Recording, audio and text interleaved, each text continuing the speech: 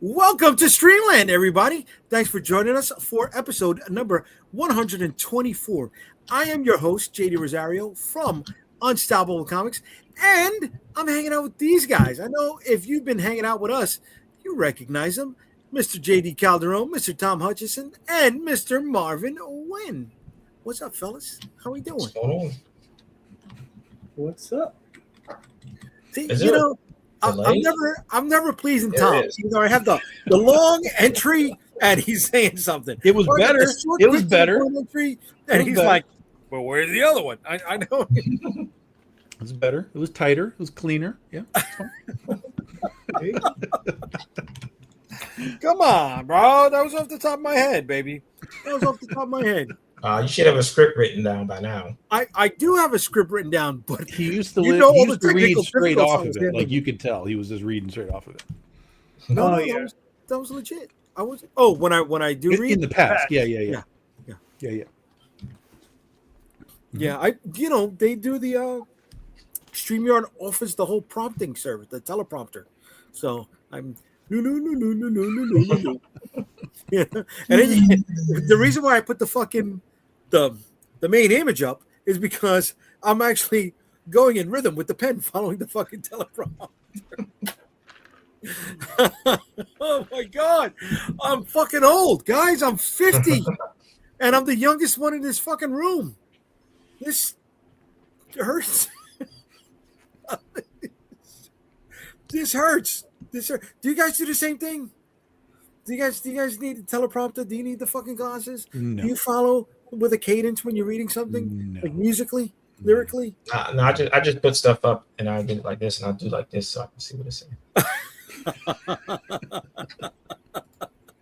But I do have the back massager right here. I don't need Don't I need need the that. back massager. You gotta have one, man. Gotta have one. Yeah, I don't want to work blue, but I got to stop wearing boxers because I sit on things. You know what I mean? I need to keep things tight in here. Look at Rob. Rob is back. What's up, Rob? We haven't seen you in a while. Thanks for joining us, buddy. Jam 2 years younger than you. Way to be, bro. Burks, how's everything going over in school, bro? I hope all is well. You didn't even hear it. All right, way to be, bro. Burks, I hope you've been liking the Green Lantern show that's been showing. What are we on? Episode 2? Episode 3? Yeah. Yeah. read this Sunday. Yeah. Reads this Sunday. Marvin doesn't seem like he likes it. Yeah. Let's go with Marvin first because Tom's already given the face. So we're gonna start off with Marvin before Tom just ends the whole thing. Tom may just kill tonight. So what do you think about it, Marvin? I'm tired of the Lord now. Okay. And I'm tired. I'm already figuring things out, and I'm feeling like that. By you get to the last episode, I'm just not going to care. Okay. Because you're introducing characters but not introducing characters, Okay.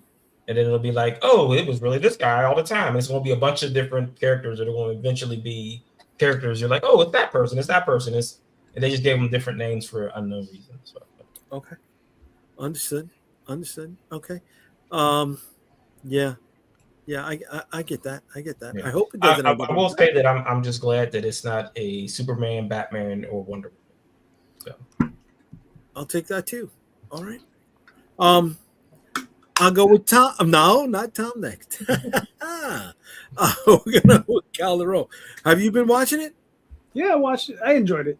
I've been liking what I've been seeing so far. I like the interaction between the two characters, Okay. All right. between the Tom. two leads. How do you feel about it? I don't watch that shit. I haven't watched it, so it doesn't matter. Don't watch that shit.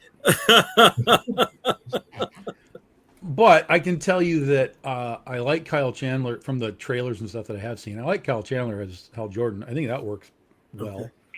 Okay. Aaron, what's his name? Aaron Paul? Pierre. Aaron Pierre. Yeah. I mean, he seems like he's fine for Jon Stewart. So, I mean, just from a visual sense of it, looks fine, for what they're trying to do. But I don't care. at all, like zero care. Although I am with Marvin, where I like that they're trying to do something that isn't just Superman, Batman, Wonder Woman. That's a plus to me, which is why I kind of pay attention when people talk about it. It's getting very, very mixed reviews from people. You basically either love it or you hate it, Right. But I've never been a Green Lantern fan of the character, so hard sell for me. And I have a sense that sort of, again, like what Marvin was saying, like it's just this decompressed, everything's too long. I don't need fucking 8 hours of this. Just make it a movie Mm. and move on. Like And that's like almost a special. everything that is on streaming nowadays. It's like you're giving me 8 to 10 episodes. You're talking about 8 to 10 hours of content, and I'm like, yo, this could have been a movie.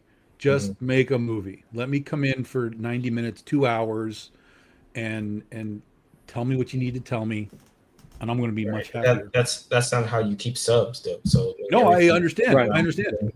But for turning me, it around. But yeah. you notice that a lot of the shows where they begin and end, they begin in 1 month and then end in another month, so they can make sure they get you for 2 months at least, of course, 2 to 3 months. But see, this is the problem. They're Yeah. planning for subs and planning for this release date rather than planning for just the content. Yeah. Like, hey, we have to do it this way in order to make it work for streaming services, right?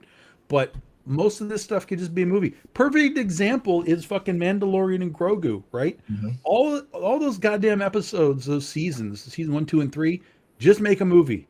Yeah. Because you did that, and I was perfectly happy with that 90-minute adventure movie.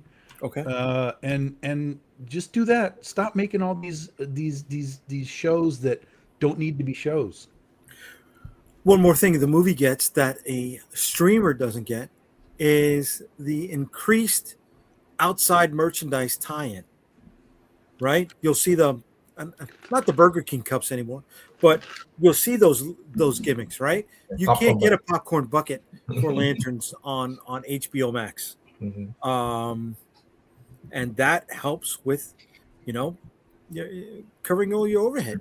But it's also the production of the thing too, in the way the producers will view that thing. Also, if it over a show versus a movie, because the movie needs to hit all 4 quadrants, right? And it has to be something that multiple people are going to come and view. So there are certain things that they're going to put into a movie that they will not put into a show. Okay. Because it doesn't have to capture that the whole Right. entire audience view. Okay. But on the other hand, I feel that streaming keeps you talking about it, right? And the water Yeah, cooler but- talk is just as important. You're not wrong. You're not wrong. But I have yet to see any Marvel or DC TV show that I watched, and when I was done, I was like, holy shit, that was a great ride. Most of the time, you're getting these things that are just like stuff, and then, oh my God, did you see that cliffhanger at the end of the final episode? And you get that final episode pop for whatever goes on. That's why I'm saying these things are just movies. They're just movies. They're 10-hour-long movies. I don't need to be. You're not going to engage me in this. Godzilla did a TV show called Monarch. I couldn't care less. Holy shit! I struggled Monarch to get through that. It's a good show. It's not a good show. It is. Now, I don't know about the It second is. season. I've heard people And the tell me second the second season is season good is too. better. Yeah, but the first season is utter garbage. No, Utter it's garbage. a good show. But totally again, disagree with if Monarch had just been a 2-hour movie, I probably would have been like, all right, this was fine. I can tolerate it. But it just keeps going and going and going, and I'm getting shit that doesn't matter. I can see how to edit it out, So just make that shit a movie, and I'm much happier. I don't need all Right, these but TV shows. like I was saying before, is that you're going to have a different way that they're going to the production of a movie. So Of course. you look at the Godzilla Kong movies, they're selling toys. So you got to have Kong has to have a power gauntlet in the movie, because now we got to have a power gauntlet toy. And the Monarch the show is not going to have, like you're saying, like it's not going to have all that merchandise built around it. So I think there's a lot more freedom for the creative staff to do things on those shows they will never, ever be allowed to do in those movies. Yeah. Okay. I mean, the thing with Monarch is that it relies very heavily on the people, right? Mhm. There's a lot of interaction between the people, and in it is a lot of drama. There's a current time period, and they're also working in the 1950s, so you're going back and forth between the two stories that are happening in conjunction. So that's what's going on. But and I get it, there should be more monsters, and the thing is they show monsters, they do. But I mean, it's like any Godzilla movie, there's never enough. Right. Well, I would bet that show has more Godzilla monster viewing than that. What was that? The Godzilla, was that 2019? That the MonsterVerse thing started with Godzilla. 2016, yeah. 2016, yeah. Oh, Like what was Godzilla on screen like? Like 2 minutes, three minutes? Yeah. Oh, right, the first one. Yeah. But Well, I mean, so But when you have a I- 10-hour show, you have more time to show monsters. Right. Yeah. Whereas that's what I'm saying. If you tighten that down into a 2-hour movie, then all your monster moments have more value because you're in a tighter window. Of But story. we're not getting that with Green Lantern, right? You got it at the end of you got a good chunk of Green Lantern at the end of episode 2. You saw the ring, you saw they expanded, well, like Marvin said, a little bit of the people that maybe didn't need to be promoted, right? But you're not getting the tie-ins. And yeah, it is. I mean, it's dragged a out. slow burn. Super slow burn, man. But the thing is that sometimes, not every story needs to go at 9,000 miles an hour. Right. Sometimes you need a slow burn. Well, it's like, all right, going back to like the Hulk, right? You knew you were going to get the Incredible Hulk in minute 15 and minute 45, right? You were prepared for those moments, okay? You stay there after the half-hour commercial because he's going to pop up before the quarter-hour commercial. You can't predict that here. You're not getting. Well, I mean, but that's the difference between streaming television and commercial TV too, because again, you have to hook someone to come back after that 2 minutes and 30-second commercial break. So you're not going to send anyone off with in Green Lantern with a bird flying around as your commercial break, right? Yeah. So now you think about so if they take that show and get put on broadcast TV, there's no breaks. There's no way to break that show up so it can go to a commercial. It's just going to be boom commercial, and people were like, "Well, I'm not coming back. What do I care? Nothing's going on." It's funny. You can watch Jack Reacher, and you could spot. Okay, when this goes to regular TV, this is where the commercial break is. Right. This is where the commercial break is going to be. Right. I kind of trick you out of the. Like it's designed for it to go from Amazon regular to Amazon commercial. Okay. Okay. Let's look at. We got the comments jamming over here. All right, we got Burke saying it's been decent, so he likes it. Glenn, the missus here. Let me guess. Tom does not like the lanterns. Yes. But he hasn't watched it. He doesn't care. It's like Kyle Chandler is a less cynical version of Tom. Rob is ready to unsub because he doesn't like Tom's answer. The interaction between what two characters, Hal and Sinestro, that is not the Hal and John dynamic. Okay, Rod the Rican. Rod, what's up, kid? How we doing, Papa? Thanks for joining. I agree with Tom on the it could have been a movie thing. Gotcha. The movie was fun. The shows were needed for people to sell streaming. Okay, yeah. Siding with Calderon on Monarch. I don't have Apple, so I don't know where Monarch is. Daphne, I want to get the Godzilla Hello Kitty collab at McDonald's, but I don't want to buy garbage food I won't eat, and I'm not paying secondary market prices on eBay. There was a Spider-Man tie-in I wanted to get, but it was only available in the Philippines, which bothered me for a McDonald's thing. I really, really wanted it. Not only are series running too long, but there are also years between seasons. Just like Ahsoka season 2, that's a 3-year gap, right? And I can only hold my care for so long. Right. So I have a comment about that when you're about the. All right. Let's see. Fred loves the lanterns. DM Ray, DM, what's up, brother? How we doing? Hope the kids are well. Caesar, how did Banner afford to buy new shows on New the shoes. TV show? Oh, new shoes, excuse me, on the TV show when he could barely receive a paycheck from the laundry. Well, new shoes, new pants, new shirt, Yeah. underwear.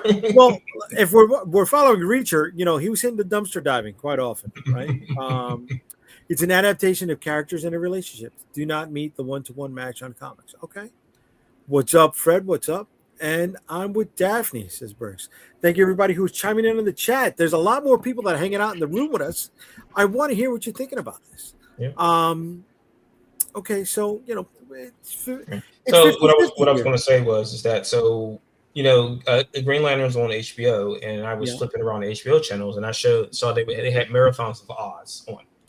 Okay. So I mean, if everybody never watched that show, it's a show set in a prison called Oswald Correctional Facility. Then they have like a special section called Emerald City. Uh-huh. And I'm watching the episodes, and I had forgotten how good this show was until the last season. Like last season was terrible because everyone wanted to leave because they got caught up in TV contracts where they wouldn't let them go and do other things if their character was still living. So they had to kill him off so they can go do. I think the one character went. He was in The Mummy Returns. They wouldn't let him leave the set to go do that movie, so they had to kill his character off. Oh wow! So and that is similar to like Star Trek when they wanted to go do other things. They said no, so the characters had to die. Okay. But what I was saying is that when it's long, so it was like 25 episodes a season, and I'm like, wow, that's too much. And that's how the show used to be. Like it used to be 25, 30 episodes, and it was like you had a lot of filler in the middle. But the problem what I'm seeing now with a lot of streaming shows that even though it's only 8 episodes, there's still filler. How do you have filler? There's only 8 episodes. Right. I think the worst filler was for Wonder Man. I don't know if you guys remember or watched it at all, but there was a whole episode that didn't have anyone in the main cast, and it had the voice of Olaf. What's his name? Mm-hmm. And it was just like, why did we need this episode at all? It was unnecessary. I hope we don't get that in Green Lantern. Give me a nice true detective story.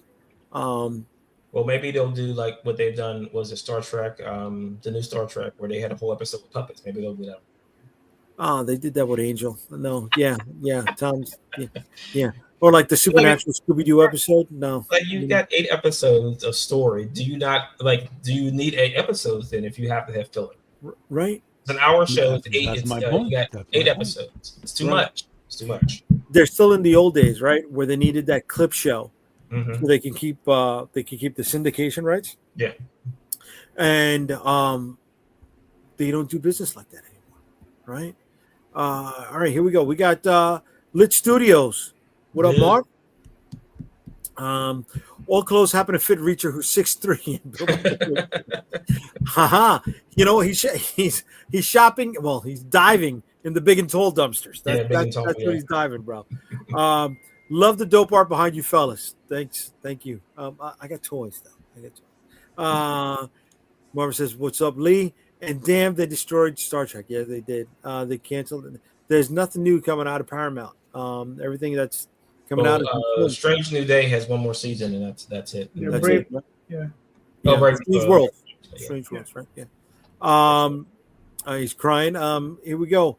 Do not disparage Doorman. Burks, you know what I'm talking about. That was an unnecessary episode, bro. Really was. I've been binging Cheers lately, 25-ish episodes every season for 11 consecutive years. But that's a different way they did business, right? That's the thing, man. That was old TV, brother. Right, and it's also a show that's set in one location, one place. Right? The whole show is around the bar. Right. That's a lot of filler, man. They never really left the bar ever. Everything happened The single room, right, or in the pool room, or the office. Yeah. We never even went upstairs. What the fuck was on top of Cheers? It was a restaurant. It was a restaurant upstairs. It was a restaurant. Mm-hmm. I don't. It was owned by another person. The restaurant. But if you've ever watched The Honeymooners, same concept. A single room. That's it. Yeah. You have to create drama and comedy and all that stuff in that single space, and it's tough. All right. I'm shaking my head. Money kills everything. Yeah, lit. It does. Yeah. Yeah, one set, but then that was old Hollywood, right? Mhm. I mean, streamers were starting off at 13 episodes, then Yeah. they trimmed them down to 10. Now a full season on a streamer is 8 episodes. Mm-hmm. Yeah, If and then what Daphne was saying, and then you have to wait 2 years for the next Right. season. right? Yeah. Well, because they don't know if they're going to be picked up again. So Mhm. the writer room has to reconnect. And I found that out with the Righteous Gemstones. Mm-hmm. They were 15 months between seasons because they didn't know if they were going to get their contract renewed. And once they got it, the re-up for the next season, they had to bring everybody together, but timing wasn't always there. And Right. sometimes they would hold off a little bit to have one of the writers back in the room. We don't have that problem, guys, though, when it comes to making comic books, do we? Nobody's popping for my segue? Nobody's popping. Come on. I'm trying to lead into the fucking segue here, guys. Tom's been quiet, so we'll let him know. So what's the segue? Well, the segue is part of the question, right? Who inspired you to make these comic books, right? Here, you know what? This month has been challenging. As we get older, a lot of our heroes have been, going off into the long good night. Mm-hmm. And for me, some of them inspired me to write. Some were some of the archetypes that inspired some of my characters, right? Yeah. If not in visuals, then definitely in the vibe. Somebody like Optimus Prime, and we lost the voice of Optimus Prime yesterday or the day before. 2 days ago, Peter Cullen, yeah. Right? And it wasn't just Optimus Prime. He was one of those guys that his voice was uniquely identifiable. Mm-hmm. So when he showed up on any cartoon, you knew who he was. He was the uncredited voice of King Kong in 1976. Really? The Twin Towers one? Mhm. Get the fuck out of here. Yeah, and he was Eeyore, right? Eeyore. His voice Eeyore. Yeah. He was Eeyore. Yeah. He was Eeyore. He was Venger from Dungeons and Dragons. He was Venger from Dungeons and Dragons. That's right. He's been doing it for a minute. Right? So these were some of the guys that inspired me. And when I'm writing comic books, I can hear their voice narrating Mm-hmm. in my head. Who are some of the guys that inspired you, or gals that inspired you guys? Don't all go at once. Well, I said Tom has been quiet, so we're Let's hear you, Tom. No one. That's why I wasn't saying anything. he's inspired by Jaws. I mean, That's his inspiration. it's the reality of Okay. I was never at a point in my life where I was like looking at what somebody else did and going, man, I could do that, or I can do that, or I can do that. Okay. It just never happened. Everything that I did when I started doing comics was just because, can I do this? Does it? Can I do it? But it wasn't like, hey, Todd McFarlane did it, so I can do it. That kind of thing. It was never part of my creative journey. Was, look at what this guy is doing, and I want to do what that guy's doing.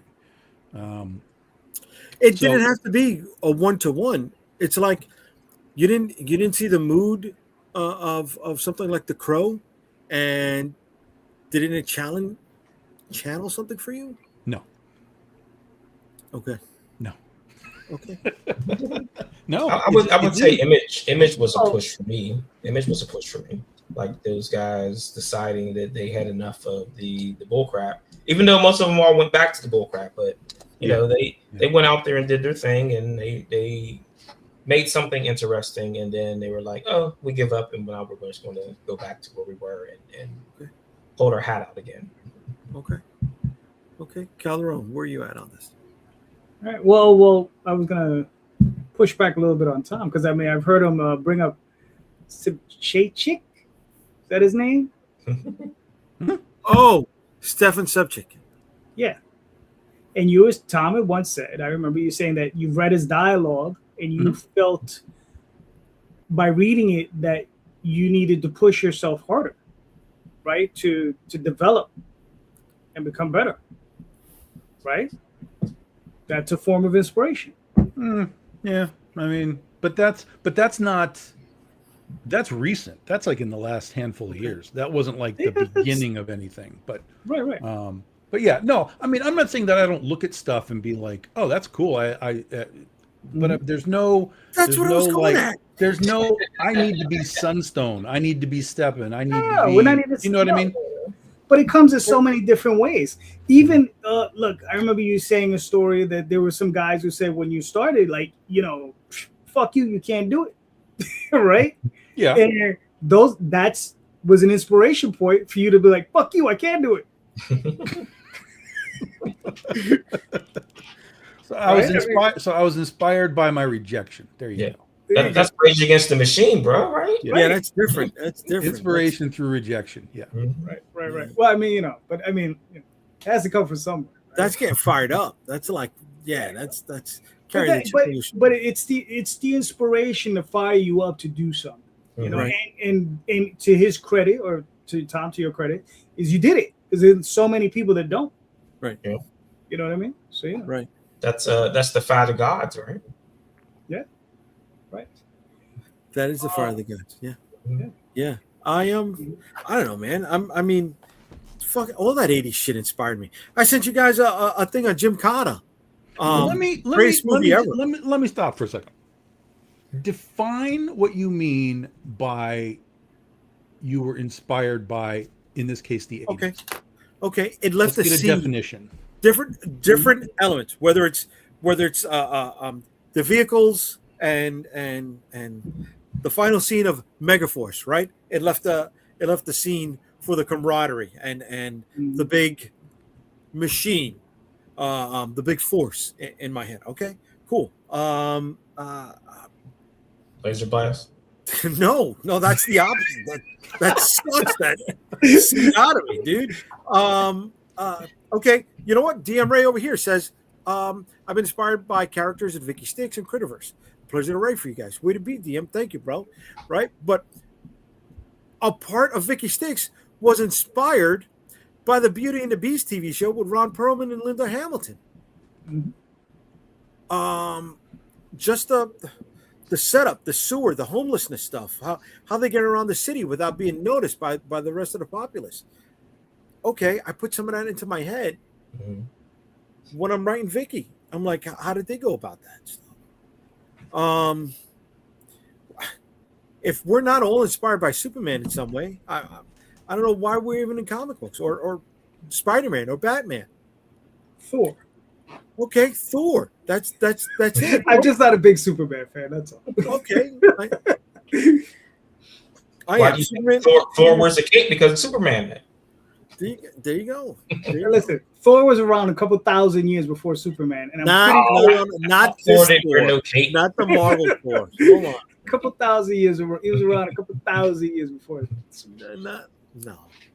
Yeah, so, I mean, And I asked that, and you had a great answer. Is because there has to be a different word for it, because I don't. Okay. For me, inspiration means I saw something and I directly reacted from it. That to me is inspiration. Versus what we're talking about as sort of like growing up in the 80s. We're all just sort of in that pool of awareness of things, right? And clearly when we're watching G.I. Joe and Transformers and Knight Rider and all that kind of stuff, all of that stuff is going to, encode on us because that's just how you are coming up, as a so you would you say encouragement Yeah. is a better one? Encouragement is a better term. Yes. Okay. Along those lines. Yes, Okay. Marvin. So that's where I kind of lost track of the inspiration part, because for me, and Calderon, I mean, he called me out. It's perfect. When I see and read Steppen's stuff, I'm like, fuck, that's really good. And it makes me think about what I'm doing. In that regard. So that was a great point, and I take that. 100% I take that. So so again, for me, I think the inspiration question was like from the beginning, and I don't really think I had an inspiration at the beginning outside of my chip on the shoulder where people were like, fuck off, guy.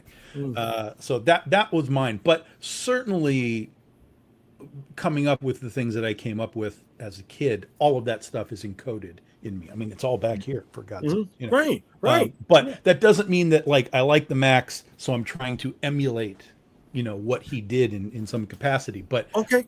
certainly I can absorb the creative flow of things and be like, just exist in that pool.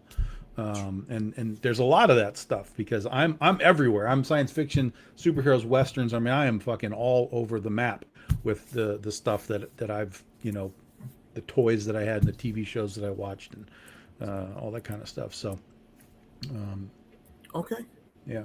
I mean, yeah, dude, you got a Wheeled Warriors villain's card, right?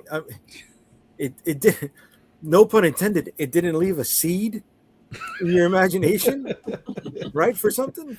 Planting seeds. I mean, if you look at what Wheeled Warriors is, I would say no, because I don't have any particular vehicles or cars or, weird brain monsters or anything. Right. But I will say that, and this is the only reason that I have this guy is what it did do for me is it's just design sense, right? Okay. Like the story or whatever is whatever it is. But a lot of the stuff that I sometimes latch onto is just because it's a fucking wild design. And I'm visual, comics are visual, and I like the design sense. So I think that there's probably some aspect of design that from the 80s specifically, that as I came up and had to do my stuff, my aesthetic is probably very grounded in 70s, 80s, 90s things. So that's certainly something to look at. Yeah, I have an answer for Glenda's question also. If you want to go ahead. What did she say? Oh, okay. What traumatized you to do what you do? Okay. Okay, well, the opposite side of that coin. That's also a fair question. Yeah. Yeah. All right, go ahead, Marvin. Shoot. Robotech. Roy Fokker died. No one died on cartoons before that. No one died on Transformers and G.I. Joe before Robotech or and Voltron. Didn't happen ever. Right. And to see this guy, it says his Veritas gets shot up. He goes home, sits on the couch, starts playing his guitar, and then starts bleeding out. Never seen anything I don't like remember that. I just remember he died. In a cartoon before. Yeah. He falls down on the ground and there's big holes in him. Yeah. Like my question is how did he walk through the base and somebody didn't go, "Hey, Roy, you might want to have that looked at." Right. Because he was such a tough guy. He held his blood into his body until he started to relax, and then all of a sudden he bled out because he was relaxed. Okay. Kelleron, what traumatized you? All right. Well, I'm going to go back to the original question because I never answered. Oh, I'm sorry. Okay. That's all right. So, obviously everybody knows Frank Miller is one of my big, inspirations. But it's not an inspiration to do anything like Daredevil because I'm not interested in writing street level characters like that. I have no interest in that. But it's writing to that level, right? The level that he wrote at that, and like I said, I'm still pursuing it. So him, Alan Moore, the same thing with Swamp Thing. And this folds into the what traumatized me. Okay. Miracle Man, which he was writing along the same time. I mean, I forgot which issue it is. It's issue 4 or 5, where Miracle Man gets into this massive fight with Kid Miracle Man, and they literally destroy London. I mean, the fight is like, two Supermen fighting, and they literally destroy London. And I mean, it's like a crater. Their bodies all over the place. They're like ears hanging off things. I mean, it is, when I read it, I was like probably 17, 18 years old. I'd never seen a comic book like that. It was just like, it was insane. You know what I mean? It was like, like this is what two people with real superpowers, Supermen, could do to a city. Right? And it was just amped up to like 1,000 level. They destroyed level. And then the other one was when Miracle Man finally becomes solid in who he is. And I think it was the last issue. and who's the prime minister of Britain at that time? Was that lady? Margaret Thatcher. Thatcher. Yeah. Right. Miracle Man, they're like in wherever her office is, and he's discussing about the stuff about the things they can do to help the world. And she pipes in and she says, "Oh, we can't do that." And he looked at her and he said, "Nobody was asking you." Oh shit. You know, he was like, "I'm taking over. This is it." You know, and that's how the series rolls after that. It's like they literally take over the planet, you know, because in the end, you know, he's the only one. On that world, there are no Green Lanterns or anybody else. He's the only Superman, so he took over. So those are the books that traumatized me. So. Oh, and the death of Elektra. That was another one, definitely. Okay. Yeah. Okay. What about you, Tom? The only thing that really comes to mind is the Mutant Massacre with the X-Men. Oh Like- wow. Because I was like, again, it's sort of like, oh, they're like often people. Like this is kind of wild and crazy and out of the blue. And it was one of those things like back in the day, there wasn't news about this stuff happening. It was just sort of like, here's your issue, and we're shooting people and killing people, and it's crazy and aggressive and like, wow. So that was kind of probably my first sort of taste of like, oh, we don't have to just do basic stories, like from the 70s and so on. Like, so and I mean, that was the 80s as a whole. Everything in the 80s started going into that darker realm, Dark Knight Returns and everything, Watchmen, everything started shifting in that way. But the X-Men was the one, and that was early X-Men for me too. So I was kind of like, oh, I'm reading some X-Men. Oh shit, this is something that Mutant Massacre was full of the mutants, right? That was that storyline? No, that was Fall of the Mutants. Yeah. Mutant Massacre was when Sinister sent the Right. Ravagers or Reavers after Ravagers. after the Morlocks. The Reavers. The Reavers were Reavers after the Morlocks, killing the Morlocks in the tunnels. No, And that was a Sinister big- didn't do anything with the Reavers. The Reavers Yes, were he the did. cyborgs. No, who was the name of his team? The one that had The Reavers were the Malice. cyborgs that hung Yeah, yeah. Wolverine on the so the yeah, who was sent? They were the ones that had Malice. It was Lorna Right. Dane was possessed. So that team, they went in. Yeah, it was Marauders. Marauders, Thank you, William. Marauders. There you go. Marauders. Thank you. And that's when they crucified Angel. Yeah. Yes. Through his wings, yeah. Yes. I remember. Mhm. Mutant Massacre. Okay. So we're looking at X Factor around 10, 11. Mm-hmm. Okay. Yeah. All right. And all right. So you know what? Let's go into what traumatized me. The issue where Angel committed suicide. He lost his wings and he's flying a plane and he offed himself. And I'm like, wait, what? Right? I can't believe that happened, but that was more confusing than it was traumatic. Something that was really traumatic for me was Indiana Jones and the Temple of Doom, Mr. Molaram sticking his fucking hand into somebody's chest and pulling out his heart. I was like, can somebody really fucking do that? Yeah. And how do you still fucking survive when your heart is in somebody else's head? What the fuck? This is PG. This ain't fucking Snoopy Goes Home. This is some fucking serious shit right now. That's your invention of the PG-13 rating, that movie. Yeah. Yeah. It scared the fuck out of me, man. To this day, I hear you saying, Num Sabai, I'm punching you in the fucking throat, bro. Combine that with an Oompa Loompa from Willy Wonka, somebody's not making it out the fucking room. So that's your nightmare right there. Oompa Loompa ripping your heart out. Because I will stand on all 10 fucking toes right now and tell you that Willy Wonka was a fucking horror movie. I don't care what anybody fucking says. It's a fucking horror movie because you never see the kids come out of the fucking factory at the end because they were fucking killed and they Just didn't stay for the end credit scene. They're all fine at the end. You didn't stay for the end Fuck credit scene. that, bro. They killed kids. and the Oompa Loompas were fucking harbingers of death. I don't give a shit what anybody fucking says. I don't. The I don't think so. I think the Oompa Loompas were precursors for Ewoks. I think they were cannibals. They ate all. No, see, but you could get with an Ewok because they were furry and cute like a puppy. No, this guy was fucking orange with green fucking hair, bro. No. What I'm saying is, I'm punting a motherfucker. no. I was agreeing with you in the sense that the kids never left. That they ate the kids.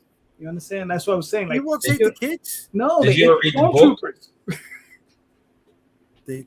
Did you ever read the book, the Willy Wonka book? No, because I was fucking scared.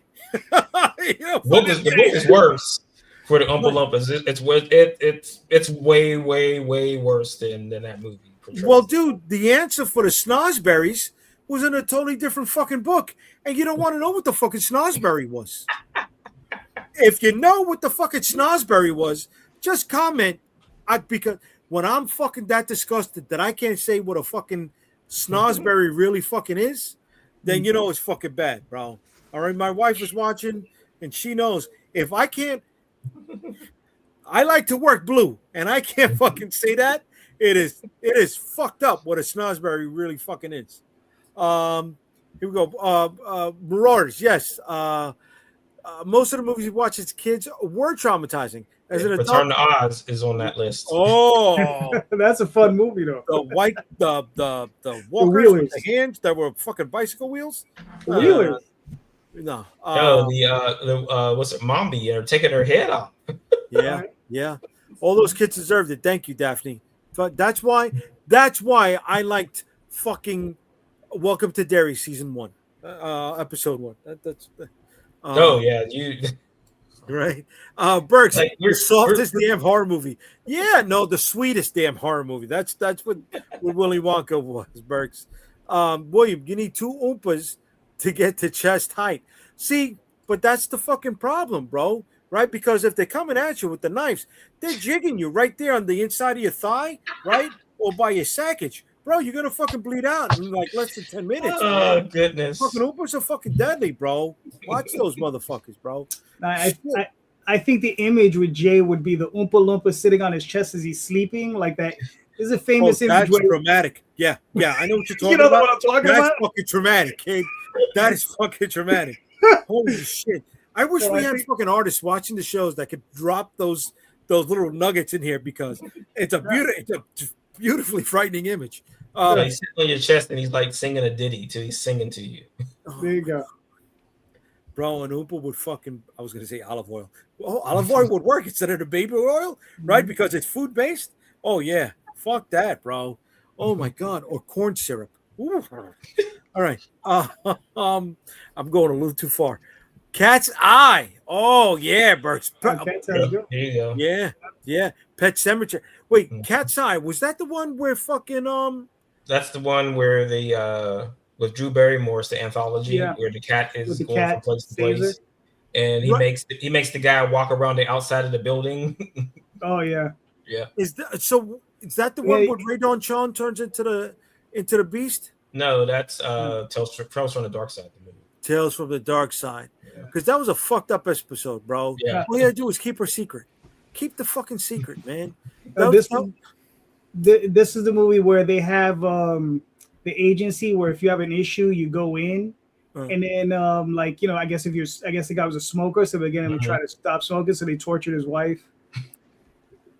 Oh, I don't remember that one. Yeah. They used the cat initially and they were shocking it on the floor. Yeah. And then he kept smoking, so then they brought his wife in and started shocking her in the cage. Yeah. Fuck that, man. Yeah. Yeah. Cat's Eye is legit. Cat's Yeah. And then the one with it was Drew Barrymore and the troll in the closet. Yeah. Just trying to kill her. Okay. Mhm. Wait, that was the one with Julia Louis-Dreyfus, right? Yeah. You guys know that the one. Yeah, no, that's the first troll movie with Harry Potter. with Harry Potter. Yeah, that was the name of the boy in the movie was Harry Potter and Troll. Yeah. Really? Mhm. I didn't know. Fucking J.K. Rowling. Fucking thieving bitch. The flashback from Fire in the Sky. I was Yeah. 8. I'm sorry, Ray. I don't remember Fire in the Sky. That's the one that with DB Sweeney when it was supposed to be a true story where they were I think they were loggers and they were driving home and he ended up getting kidnapped by aliens. So that really happened, or that was just like bullshit? I don't know. Like and like recently, the guy said they made it up. So, Well, no, Oh. what he said was that the movie was nothing like what happened. So the Oh, no, dude, no, wrote, no, a, the no, dude wrote a recent- book about it. yeah. No. Recently, they said that the guy came clean and said that it was all made up. It never happened. Mm. Like in the last like 5 years, he said that it never. Aliens will do that to you when they come back the next time. Well, You know, yeah, don't rat us out, bitch. erase your memory and say, "Oh, you talking about us, huh?" Yeah, yeah. Because you know they're all parked, you know, rotating the fucking earth, waiting for that moment. I'll take that one, right? They go fucking shopping. I want that ass, literally. Here we go. The missus here says, "I thought Cat's Eye was a childhood dream. Then I saw someone refer to it." Okay. Yeah. No. Yeah. Some of those things. There's another one. Invaders from Mars. Dak. No. He's That's talking. Mars Attacks. Yeah, that's Mars Attacks. That's based off the card. The card. Oh, okay. Invader, the one he's referring to is like it had like the big alien head thing in like it was underneath the ground or something. Yeah. Yeah, it's been a while since I've seen Yeah, it. it's got like Karen Black is in that. Oh, Sure, yeah. okay. Biggest traumatic fucking moment. Big fuck Oompa Loompas right now. All right? Donald Sutherland, no special effects. The end of Body Snatchers. Oh, When he's just opening his fucking mouth and yeah. screaming. Oh, that wasn't Karen Black. That was oh my god, that was Indiana Jones. What's her name? Not Karen Carpenter. Karen Allen. Karen Allen. There we go. Come on, you're telling. And I saw that on fucking regular TV, right? I mean, that wasn't even protected on the cable or nothing. Yeah, I saw the thing in theaters when it first came out. Oh, okay. I was 7. Oh, Yeah. Okay. See, but then there's that part, and then there's like the shitty fucking Blob movie, the remake, with The remake Sounds is good. 100 times better than the original. I mean, not that the original was 100 great. times better than the original. Do you know why I like that one? The one with Shawnee Smith and Dylan, Kevin Bacon's Dillon. brother, because they killed kids in that movie. They killed that boy. They killed his boy's friend. Right. Snatched Right. him up. That's, little Wait, motherfucker which movie was deserves that? Hmm? Which movie was that? The 80s Blob. 80s one with Oh, Shawnee right, Smith right. and Kevin Bacon's brother. What's his name? No, Kevin Dillon's brother. Matt Kevin No, Dillon. Yeah, Kevin Dillon. that was Kevin Dillon. Yeah. Matt Dillon is the That other was one. Matt Dillon's brother. Yeah. Yeah. Now the one that messed me up where they killed the kid in the very beginning was it Drag Me to Hell or Drag You to Hell? The Yeah. new one, and it's like okay. right in the beginning of the movie. In the this house, kid- right? Yeah, the little Mexican kid gets dragged to hell, and I was just like, they're all fucked. All of them. Everybody's going to die in this movie. It's like if they drag the kid to hell, everybody's gone. All bets are Well, off now. see, that was like when Alien versus Predator 2 came out. They did that at the very beginning. The aliens are running around, and there's a little kid stands up. He's like 8, and the fucking face hugger just goes whap and just takes him out. I was like, "Yo, we're in for a movie!" And then the movie is terrible. That was the only moment of the movie. All right, here we go. Glenda Latina. Lord of the Rings cartoon. Watching it as a child, I thought it was going to be a kid show. Yeah, we learned the hard way. An alien abduction story was made up. Shocker. Tim Curry, Darkness from the Legends. I thought that was the best devil ever in a movie. I don't think I've ever seen the closest devil. The closest I've ever seen someone play a truly sinister devil was Viggo Mortensen in The Prophecy. Yeah. No makeup, just a little bit of Well, I black drool. thought the guy in Constantine did a good job. Peter Stormare. Mhm. I don't know his name. Okay. But yeah, I guess. Yeah, I thought he did a good job. Okay. Yeah, but I don't. Good, yes, but not like a traumatic visual that stuck with you. Oh no. I mean, nothing beats that when he steps through the mirror. You know, when darkness comes through the mirror. Yeah. I mean, nothing beats that. Yeah. You see those hands, you're like, oh shit. That was fucking great, man. Mhm. Rest in peace, Tim Curry. Damn right, another one of our heroes, man. I love Clue.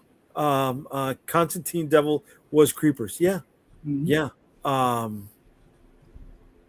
Fuck, I was coming after one before the darkness was mentioned, but he was really fucking good. He was really fucking good. God damn. You know, I mean, Tim Curry was a genre performer, Mm-hmm. right?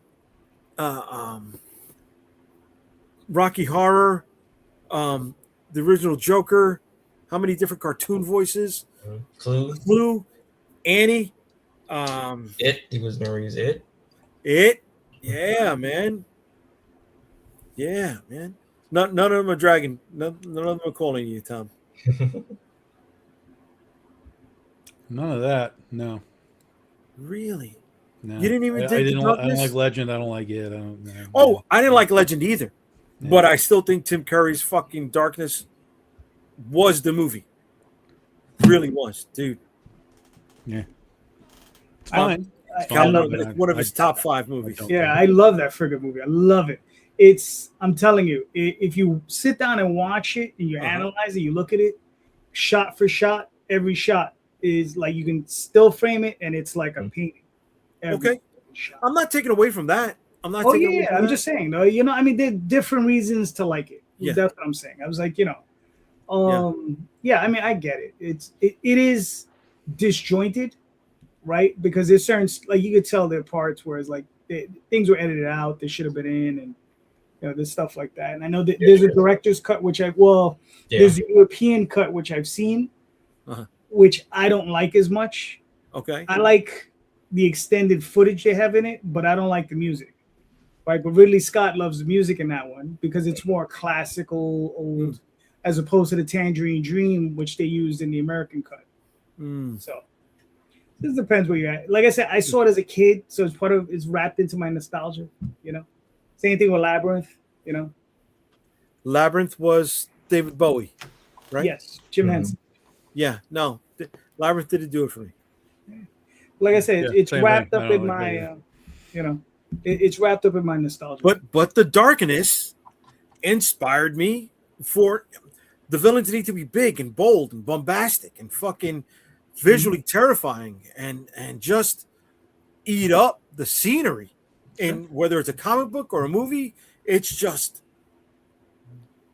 they need to be a presence, right? They need to seem undefeatable. Mm-hmm. And that's what he was, man. That's what he fucking was. Wow, man. Wow. My Tim Curry references are totally out of whack from everybody else's. My Tim Curry references are Scary Movie 2, The Hunt for Red October, and The Shadow. Those are my Tim Curry, direct Tim Curry references. Oh, and I mean, I know it, and I know him from other things, but I don't give a shit about any of those movies. So it doesn't even register. But I know him from 3 other movies that I like. So it's like, okay, not even Clue. I mean, Clue's a great fucking Tim Curry. I've never seen it. I don't want to see it. Oh, that's a fun. What? No. That's a fun. That's all I can say about it. Like it's not a great movie. It's just a fun little movie. Yeah. I have done in the past few years. I have done a big retro run through 80s films that I've never seen before. The people are like, oh, you got to see this, you got to see this, and I'm like, okay, I'm going to run through these movies. Okay. And I would say of the 20 or so films that I did during that run, 90% of them I was right. I could have just skipped that movie. Understood. I didn't need that. So I'll let you go with that. that's why I'm like, I'm looking at Clue and I'm like, out of curiosity, I don't know if I can sit through that. Out of curiosity, so you said there's 20 films, 90%. Okay, so there's 2 films that you enjoy. Possibly 2 films. What were the 2 films? if you remember. No. I honestly I don't remember because even the ones that I was like, oh, that was all right. Uh-huh. They were still like throwaways. They were like, Okay. I saw it, it was fine. I'll never watch it again. Okay. But it was a lot of genre stuff. It was a lot of things like Fright Night and Near Dark and The original Friday Night or the remake? the Friday Night? original Friday Night. Yeah, Okay. going back to the 80s Good stuff. movie. Good movie. So there was a lot of stuff, like it was all genre stuff for the most Yeah. part. And, Did you see House? House, I can't. I tried. I've tried so many times to watch House House. is a rough one. Yeah, it's rough. Yeah, it's a tough one. But I've had people tell me that House 2 is far better. But I'm kind of like, I don't know. I if wouldn't wanna ever watch trust 2. anyone who told me that House 2 was better than House. That movie is ridiculous. Yeah, it is. And then the third one is like, what are we doing? What are we doing? The third one is. Well, Tom, you owe me one because you forced me to watch Laser Blast. So I'm going to cash in that chip with Clue, whether you like it or not. You need to see. I'm cashing in my Laser Blast chip with Clue. You got to do it, bud. I was duped into watching fucking Laser Blast. Dude. Okay, I was being That's user Hornswoggle. error on your part. Hornswoggle. User error on your part. I'm giving you The the opportunity that you and Calderon did not give me in tricking me into seeing Laser Blast. Okay. So I'm cashing in the chip and I'm asking you nicely to watch it before the football season starts so that way you can get out of your system and the NFL season could be a palate cleanser for you. Okay? Don't say no. Don't say no. Here's I mean, I can see it in my head because I've seen the trailers and stuff, and I'm Okay. like, this looks so fucking boring. it's not boring. This hurts me, Daphne. I'm a grown man with free will. Yes, my love. I'm a grown man with free will, but frickin' frack, okay? Pretty much held the gun to my head and said, "You I need to don't think that This was is not the the most case. wildly false. Yeah, this is I have to- this is yeah. there is no more fake news than what is happening right now. Yep, this is very true. Here we go. Unlike the small Oscar Isaac Apocalypse. Yes, that was bad. Greenland and Burke says, moi. And Burks comes back also with Tim Curry's Legend Devil is the Mephisto I want. The visual moi. All right. Clue is like a Mel Brooks flick. That's right. Yeah. Yeah, but Mel Brooks is hit and miss for me. Like, there's a few that I like, and then the rest I don't want it. Yeah, I agree with that. Yeah. What I really love is only recently, within the last 10 years, I found out that the multiple endings in Clue were not played in the same theater. No. Yeah. It They was were distributed to 6 different regions. So I thought that was fucking cool, man. That was a clever gimmick. Great way to rewatch, but it just didn't stay long enough in the theater to capture it. Was it even successful? Was it a successful film at the time? I don't feel it was. It's a good question. I don't know. Here we go, Marvin. I know because I do know a lot of people talk about it. It's one of their nostalgia cues, and but all right, let me ask you this: It did not make its budget. So budget was 15 million. It made 14 million bucks. Okay. So not a success. But I do remember playing the fucking game after the movie a lot. So I mean, I think this was more of a success on home video. Yeah. It became something. Sure, Right. lots of things in the '80s did that. Yeah. If you like timing, acting, comedic performances, I felt Clue worked in that regard. I know this is going to sound weird, but I really liked Sylvester Stallone's movie Oscar. Yeah, that is See, weird. now I'm never watching Clue. Now I'm never ever watching Clue. Just for the way the ensemble cast, You like directed. Stop or My Mom Will Shoot too? You like that? Never. No, that was bad. But listen, it's got one of those lines that I continue to use to this day, right? Well, boss, you don't want me to sign anything. You should never be a witness to anything. That way you live longer. And I fucking love that line. See, Marvin knows where I'm going. It's a fucking great fucking line. No, the one that's this outrageously simple and goofy is Johnny Dangerously. Michael Keaton, Joe Piscopo. Yes. That movie, like I tried to watch it recently. I'm like, oh my goodness, this is You terrible. farting assholes, ice holes. You farting It's so bad. oh, Okay, hold on a second. Glenda Latina says, so what is one nostalgia movie comic you will rewatch or read over and over? Okay, comfort watch, a comfort read for her, it's Constantine and the Huntress miniseries. You shouldn't have said the Huntress part, babe. I love you. You shouldn't have said that part. All right, but this is what I'm talking about here. Is there such a thing as a good Huntress story No. ever in the history of the Huntress? That was her Like, oh entry my into God. comics. That was her entry into comics. Sure, and sure. So, it's always going to stick with her. So Again, the Huntress I for give me it has always been awesome in a design sense, but every time I bought a book with the Huntress, I'm like, this is not good. Yeah. Oh, and it's the '90s Huntress, right? The reboot where she was the Sure. daughter, Yeah, the yeah. mobster. Burks, this is what I want to get at right here. Yes, Oscar. Fuck yeah, Burks. Thank you. Thank you. Thank you. Fucking Oscar was the shit. I fucking loved it. It is a guilty pleasure watch for me. It really is. Do you know your name is an adverb? What was that from? What line? What was that? Clue or was that Oscar? Johnny Dangerously. Oh, gotcha, Johnny Dangerously. Okay, you fucking nice. Like my My mother hit me once. Once. Yeah. It's terrible. Yeah, it was bad. It was I bad. can't do this show anymore. Yes, you could, because you know why? You know why? I'm cashing in that fucking chip, and you're gonna watch Clue. You could give up after you watch fucking Clue, Oh right? my God. But you need to watch Clue. All right. What you know? What? All right. Let's go back to the question here. So, what was one nostalgia movie, comic that you will rewatch or reread over and over? What do you guys got on that? Like nostalgia movie. I mean, I like there's like a selection of stuff that I Okay. like, watch a lot, Yeah. but Escape from New York I can watch. I'm with you on that. For a comic, I mean, I'll go back when you guys were talking about Mutant Massacre. That is a really good story. So I mean, that's something I can revisit a lot. Because when I was around that time, I hated Angel, and I just enjoyed him getting staked. That's fucked up. Couldn't stand Angel. Couldn't stand him. He was kind of useless. Yeah. He was. He had wings and a bazooka. Wouldn't that have just like pushed him back? Yeah. Right? What about you, Calderon? Well, if we're talking about films, I got my, Legend, Labyrinth, Excalibur, Conan. I'll take Excalibur. Okay. Conan. Yeah.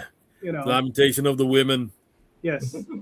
Yes. As far as comic books are concerned, man, there's like Frank Miller's Daredevil run, Walter Simonson's Thor run, Uh-huh. Swamp Thing, Alan Moore, Mhm. and Miracle Man from Alan Moore, and Bill Willingham's The Elementals. Okay. What about you, Tom? I mean, there's tons of movies that I come back to all the time. Yeah. You Yeah. can do that. Yeah. But for me, it's like when I watch the first one, it takes me right to the second one. I'm like, give me Jaws 2. I need that next. Okay. So that's sort of like a double feature. But all the old Godzilla, not all, but most of the old Godzilla movies, the 70s stuff, is easy. Throw it on. Just give it to me. Let's go. Yeah. Whenever I'm doing, listen, literally, it's not a joke. Whenever I have to sit and make 1,000 bags and boards, I put Godzilla on Monster Island on TV. Okay. Every single time. So that's become a thing. So there's lots of that stuff. Stuff will, and then sometimes I get surprised. Like I'll be going through the Blu-rays, like, all right, what am I going to watch? And then just some random thing. I was like, I didn't know I was in the mood for this today, but it just pops in there. So there's a lot of stuff in a movie sense that I watch a lot, but I get into vibes too. Like I remember when the Friday the 13th box set came out, like in 2020 or something, and I got that, and I hadn't really watched those movies in a long time, much less like watching them in order.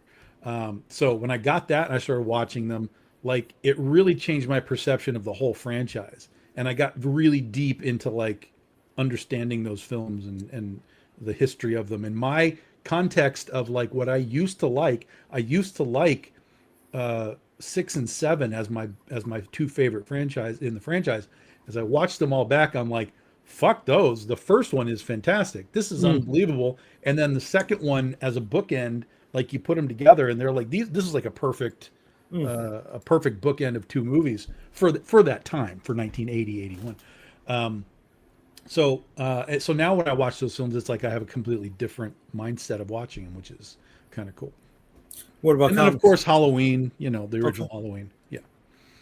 Any comics you come back to? I have shit tons of comics in this house. I don't come back to things as much as I probably should. Trying to think of what the last thing was that I know the last thing I was started going back through was I have the big omnibus for McFarlane's Spider-Man run, when Venom came in and all that kind of stuff. I was reading that not too long ago. And I reread Invincible about, I don't know, 4 or 5 months ago through the whole thing. Because I was upgrading all my trade paperbacks into the big hardcovers. So as I got one, I would just read it again. So I tore through all of those. And then it's just really random for me. Really, really random. It's when something comes out, like the Godzilla omnibus came out a couple years ago, and I hadn't read those in a long time. They have them all in single issues, but when the omnibus came out, I'm like, well, I'm going to rip through this and read this again. But I don't know when I'll revisit it necessarily. But it's sitting, right there on the shelf. I can see it right here. So comics are a little different for me. As far as like revisiting, but every now and then I just drop in and grab. It's like with the movies. It's like, what am I looking at? Oh, all right, I'll read Battle Pope. Let me go read Battle Pope tonight. Oh, sorry, you said that out loud. Battle Pope is fantastic. By the way, fantastic. Okay. You got to be prepared for it, but it's fantastic. But he won't watch Clue. Okay. Oh, sorry. Okay. He's Battle Pope, but he won't watch Clue. All right. When it comes to comfort movies, I'm sticking with Empire or the original Star Wars. I can't call it A New Hope. I'm sorry. I can't. That I can go to sleep. That those will rock me to bed. There's certain other movies that are outliers that I'm like, oh yeah, like definitely 80s stuff. Kroll, Remo Williams, which is on Amazon for only 3 or 4 more days. If you Buckaroo Banzai. Buckaroo Banzai just doesn't hold up. That's the smartest thing you've said tonight. Which one? It's the smartest thing you've said tonight. Buckaroo Banzai doesn't hold up. Yeah, it doesn't. That's accurate. That's hyper accurate. John Boutte. It just Carl Lumley. I wanted to. It just Big Boutte. It doesn't, man. And Remo Williams is all about cultural appropriation. I mean, you can't get away with me. Forget about fucking Blazing Saddles being remade today. You can't remake fucking Remo Williams today. I'll tell you that. When it comes to comics, yeah, the Invincible stuff, just great fucking superhero storytelling. Nothing though beats the Byrne Claremont run on X-Men. I just, wow. For me as a kid, superhero stuff, that's it, man. That lays the groundwork for so much. Those are some of the heroes that inspire me, right? I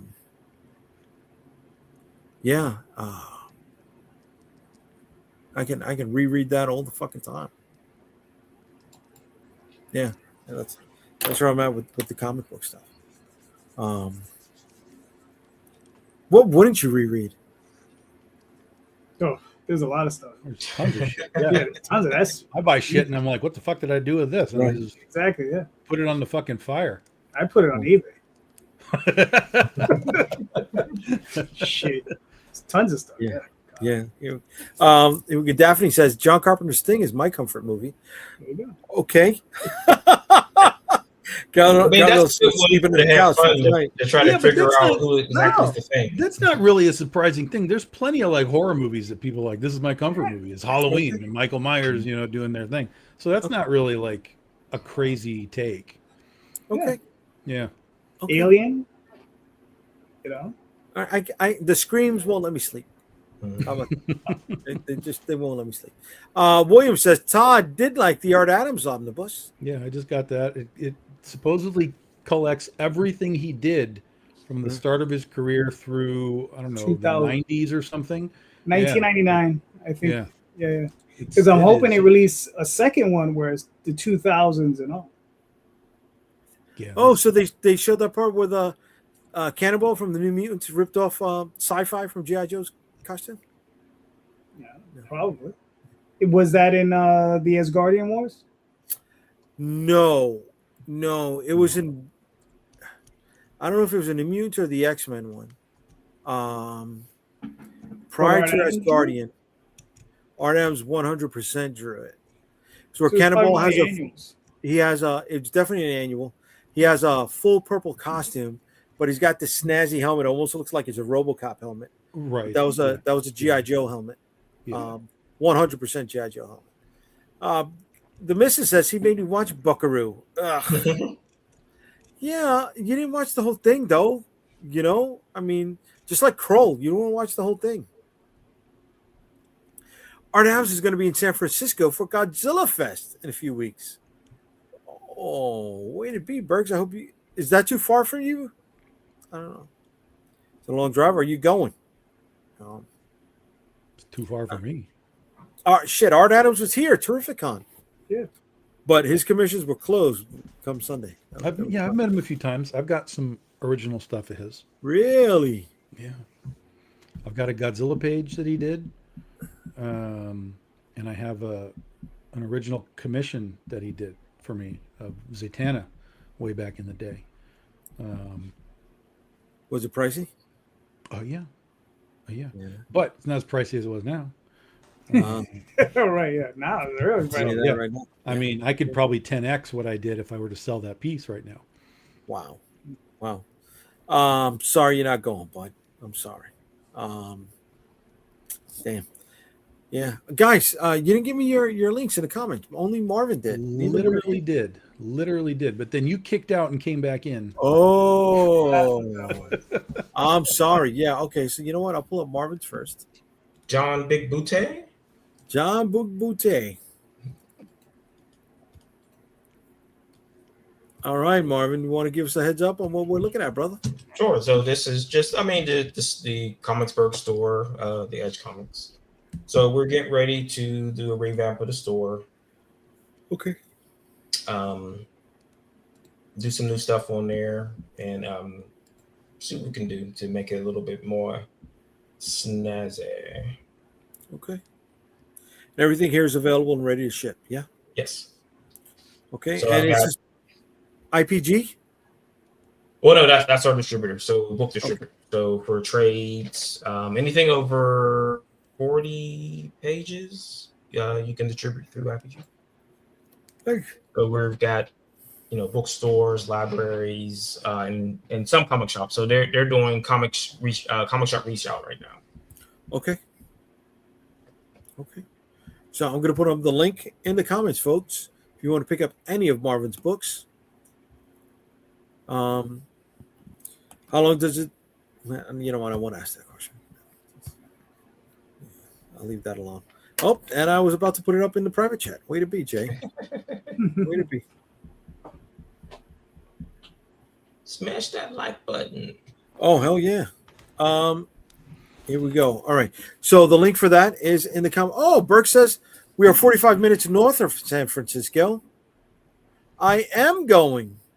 Oh, I read it wrong. Why did I say nope? I'm not going. Yeah, he is going. Way to be, bro. Way to be. Oh, okay. And the missus wants me to make sure that everyone who's watching hits the like, subscribe, and share buttons. Don't forget to put on that notification bell. All right. All right. Way to be in that, Marvin. Next up is Tom's stuff.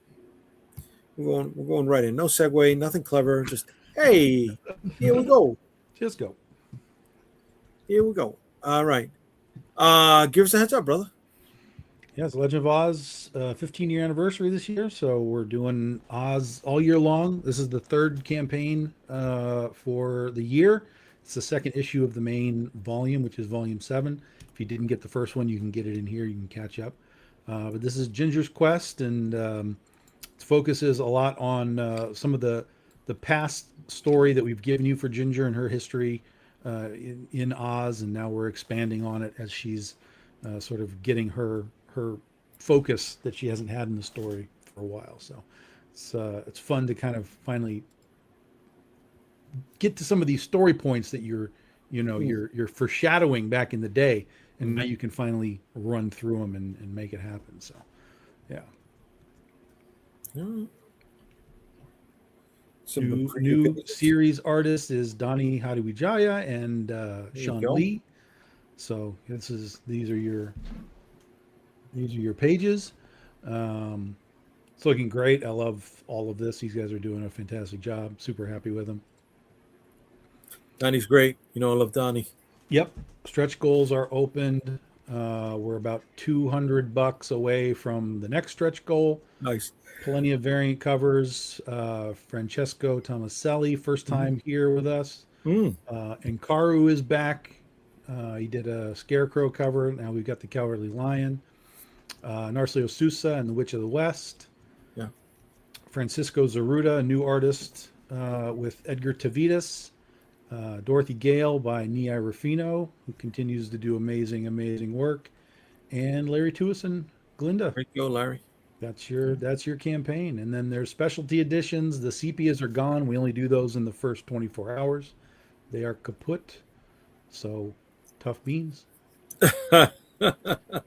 Artist editions for Nii, and then foils and metals. There's a metal jeweled cover. So that cover right there will be printed on metal right up one more.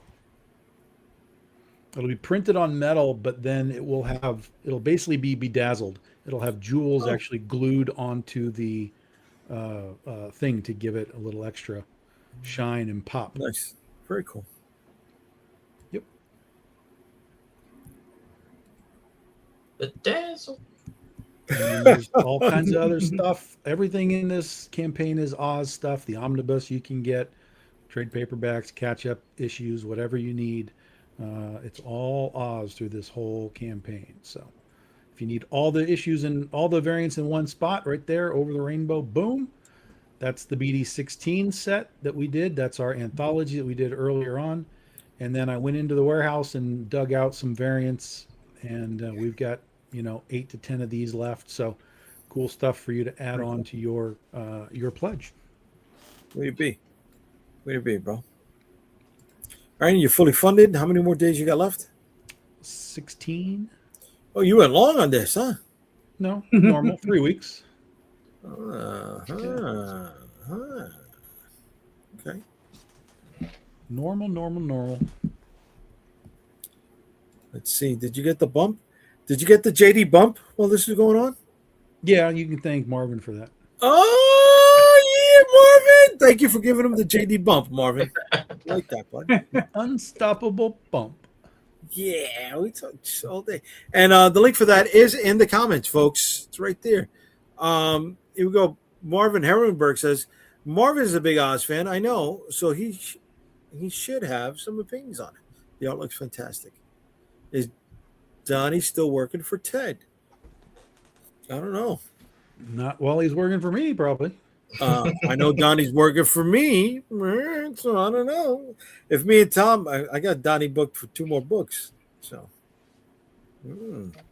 I guess Tom and I got to be keeping Donnie busy. See, look at that.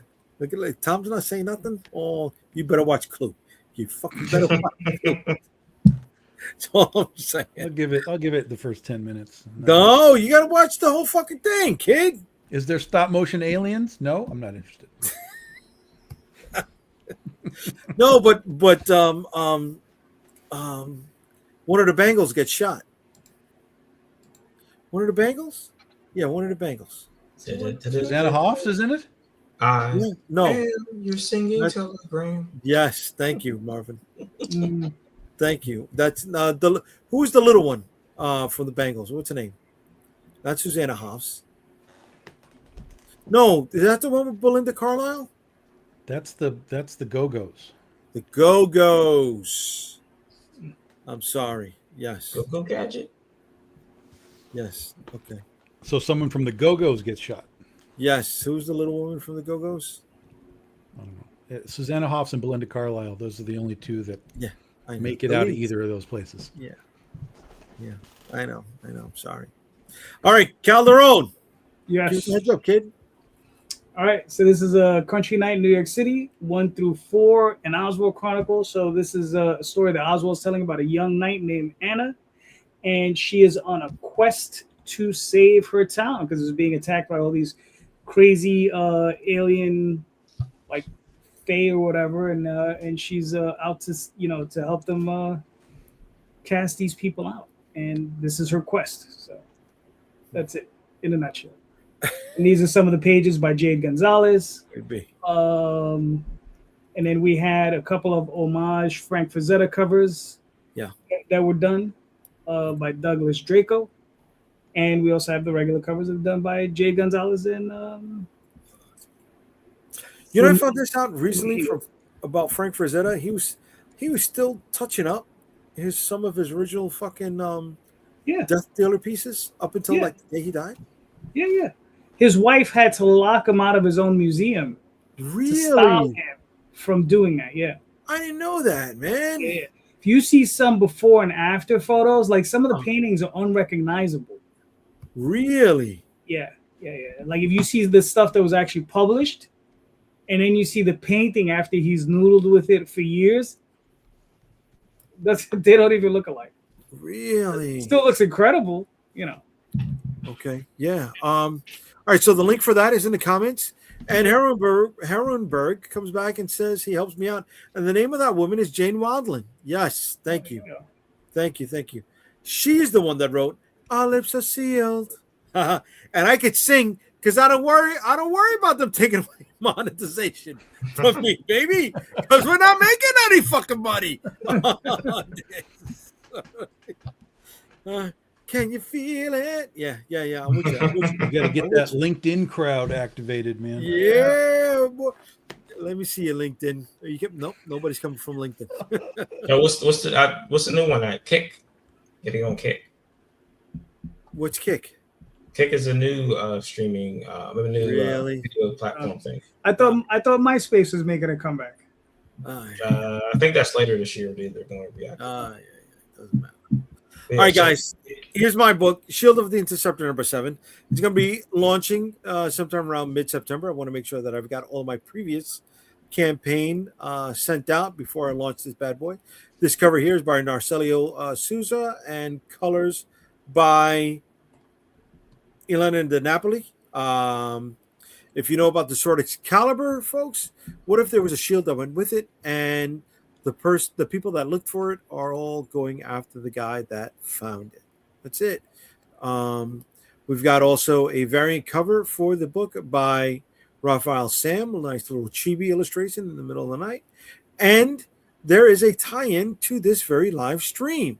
If you are a supporter of any comic book that I have ever dropped on Kickstarter, well, then all you got to do is come back for this one, and you get this free holofoil trading card at no extra charge. All right. If you want to buy one, okay, it's $5. But guess what? All you got to do is come back. That's our loyalty program. And this bad boy is free for any physical backer. And that, like I said, will be going live later on in the month. Burke says, that cover, I love it, but which cover, Burks? The chibi or the one with the Brogania turn into his leg? Let me know, brother. Yeah, guys, we have run the whole hour and a half. I want to thank you all for hanging out with us. I want to thank everybody who stuck with us for this long. If you like what we're doing, we're not asking for any money other than supporting some of our books. But, this stream is free along with all the other ones that we've done. And, hit them up. Check them out. Hang out with us or share them with others. Burke says the chibi. Thank you, Burks. Guys, thank you for hanging out with us tonight. Tom, let us know where they can find you, brother. BigDogInc.com. Get your books. We're live on Kickstarter for 16 more days. And I will be at Monroe Comic Con in 2 weeks with CB Zane and our brand new critter artist who will be debuting with us there. Oh, very cool. Very cool. Marvin, where can they find you, brother? TheEdgeComic.com and comicbook.com. You can hit the socials from there. All right, cool. Calderon, hit him up. Facebook, Twitter, Instagram. You know, the Sunday night on YouTube with these two. This guy, that guy. You Be know. ready. That will be my last appearance on Sunday show until February because football's back. Yeah. Till the end of Tune in. Okay. huh? Well, Tune in. my Sundays are unimportant now because the Jets are Because done. football's here. Yeah, Jets are done. So I got no football season, folks. Jets are done. Jets are done. I'll be hanging out with Calderon on Damn. Sundays. Okay. It's eliminated the first week of the season. Yeah, bro. Geno Smith threw 2 interceptions. Somebody went to the hospital, and 6 guys are just hurt. So Wow. fuck the Jets. Sorry, I could say that because I'm a fan. Fuck the Jets. All right, where else? I'm sorry, Calderon. Where else can they find you other than Sunday? Other than that, it's just Kickstarter, the Oswald Chronicles. Go check it out. So there you go. All right. Way to be. Way to be. Well, I mean, the good thing about the Jets is at least they're not Cleveland. At least they're not Cleveland. No, but they're close. Let's say that. They're close in operational procedures and just. Oh, there you go. You have one more comment there, Jay. Show it. Here we go. Sunday will be Tom's review of Clue. William, if he could only find the gumption to get it done before Sunday, I doubt he. I doubt. It requires it to be streaming somewhere, and It's not on Amazon. It should be on Amazon. without me having to pay Tubi, for something. probably. Oh, Tubi? Tubi, freebie. Paramount. It's on Paramount Plus. Yeah. Oh, so no, you won't have it. Shit. Oh, that's good. I can watch. Okay, folks, this is the point where I tell you that Comic Book Streamland is a part of Unstoppable Comics. So you can find all of our social media links over there on the Unstoppable Comics website. I'll be in a couple of live streams for the next few weeks. Different ones. I'll be announcing them. I don't remember them right now all off the top of my head. And then our big show, New York Comic Con, October 8th, 9th, 10th, 11th. We are going to be at booth 1971. We're going to have a lot of stuff over there. So if you are going to be at New York Comic Con, please make sure you stop by booth 1971. If not, I'll see you here. Catch you next week, everybody. Good night.